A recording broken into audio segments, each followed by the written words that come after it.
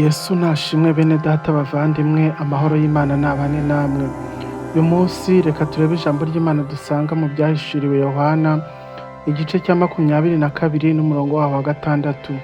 Haranditse ngo, arambwira ati ayo magambo nayo kwizerwa, nay'ukuri, kandi umwami Imana itegeka imyuka y'abahanuzi yatumye marayika wayo kwereka imbata zayo ibikwiriye kubaho vuba.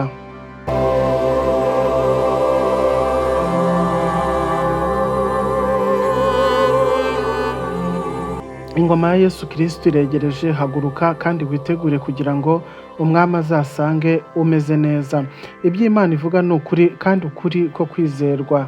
Iri jambo dusomye riturutse mu gice cya nyuma cya Bibiliya, ahari amagambo Yesu yavuze bwa nyuma yuko byose bizasozwa kandi bikarangira. Ni ukuvuga ngo marayika yabwiye Yohana ko ibyo abwiwe byose ari ukuri, kandi ari ukuri ko kwizerwa.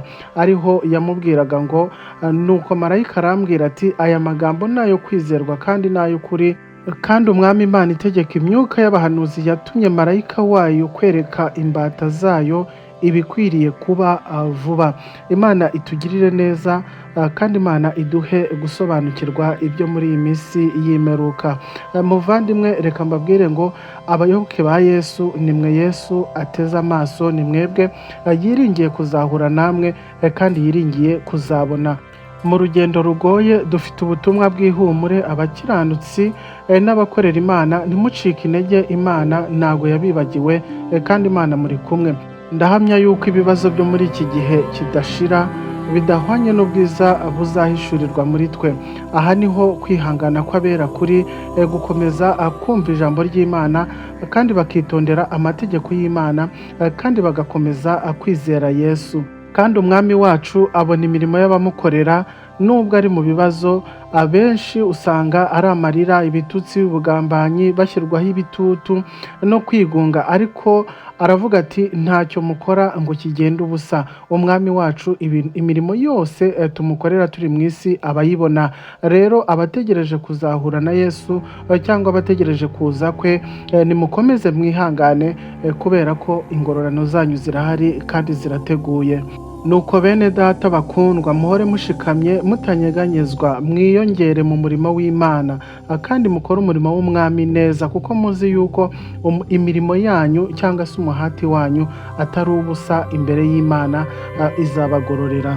Ntawe ukwiriye gusubira inyuma. Yesu ntashaka ko twijima mu mitima yacu, cyangwa ngo duterwe ubwoba n'ibihe, ahubwo aratwihanangiriza. Haguruka witegure, kandi ukorere Imana. Uwiteguye n'uwihanganye, n'uwumva agiye kunesha ibigeragezo azahura nabyo mu rugendo, akabaho mu butungane, akagira ukwizera kutajegajega.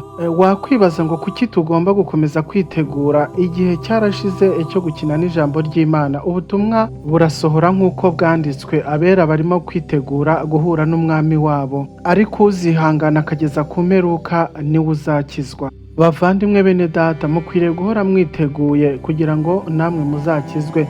Kandi reka mbabwire ngo ibigomba kuzabaho mu gihe kidatinze, uyu munsi wa none biri kugenda bivugwa hirya no hino. Aya ni amagambo atuburira igihe kiri bugufi. Yesu agiye kugaruka, kandi ingoma ye izagaragara. Ibihe turimo birerekana ko ibintu byihuta, ubuhanuzi buri kugenda busohora. Isi yugarijwe n'ubuyobe bwinshi, abantu benshi bagenda barushaho kujya kure y'Imana.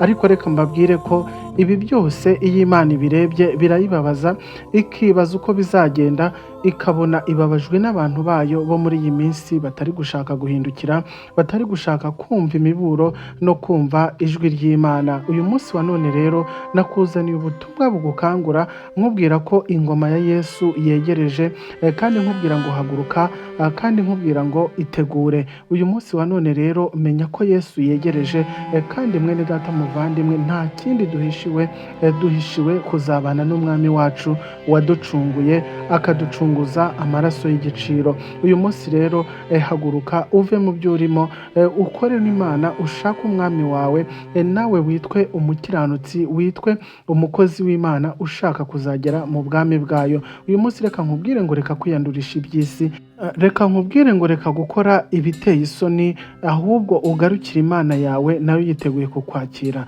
Itegure kuko Umwami Yesu abazahura nawe, abazatwara, abazajyana ni abazaba biteguye, ni abazaba bari maso, barabereye maso ubugingo bwabo. Ngo kandi dore ndaza vuba, hahirwa uwitondera amagambo y'ubuhanuzi bw'iki gitabo. Uyu munsi bene data, reka nkubwire ko ukwiriye kwitondera ijambo ry'Imana, ukwiriye kwitondera iby'Imana yandikishije, kugira ngo nawe utazatungurwa kandi ufite ubuhanuzi imbere yawe. Nkwifurije kuzagera muri urwo rurembo Siyoni. Ntago nifuza ko wazahezwa hanze kandi twarabanye mu ijambo ry'Imana, kandi rwose ni byiza gusa, kuko ijambo ry'Imana tubwira ngo nta joro rizabaho ukundi, kandi ntihazagomba kumurikirwa n'itabaza cyangwa kuvirwa n'izuba, kuko Umwami Imana azabavira kandi bazahora ku ngoma iteka ryose. Uyu munsi muvandimwe, mwene data, dufatanyije kwizera no gucungurwa n'amaraso y'Umwami wacu Yesu Kristo, nawe wifuze kuzabaho kuzamurikirwa n'umucyo iteka ryose, kandi umenye ko rwose ibi bizaba kandi ntabwo bizatinda nk'uko bamwe bajya babyibwira. Rero abayoboke ba Yesu, ni mwe Yesu ategereje, ni mwebwe muzatuma agaruka ku isi kandi azaba Umwami wanyu. Imana itugirire neza. Uyu munsi nakubaza ngo mbese we Mukristo uri kwihangana gute? Uyu munsi uri kugenda witwara gute mu bihe uri kugenda ucamo? Kubera ko igihe tugezemo ni kiragoye, ni icy'intwarane, kubera ko intwari zo zamaze kunanirwa. Uyu munsi rero uri gutwara gute? Uri gukora umurimo w'Imana gute? Mbese uri gukora imirimo myiza gute?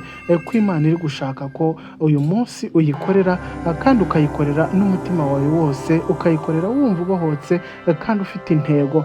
Niho gusenga kwawe kuzagira umumaro, kandi ibyo ukora niho bizagera imbere y'Imana bigatunganwa rwose. Uyu munsi rero nagira ngo nkubwire ngo garuka mu murongo, kandi nkwifurije amahoro n'amahirwe kugira ngo nawe uzabashe kwicarana n'Umwami wakubambiwe, kandi kugira ngo ibikorwa byawe byose uyu munsi uri gukora bizahabwe agaciro. Uyu munsi rero garuka kandi ugarure n'abandi, ambwira n'abatarahinduka uyu munsi wa none ngo nimuhinduke, kubera ko ubwami bw'Imana buri hafi, kandi Yesu agiye kugaruka gutwara umugeni we.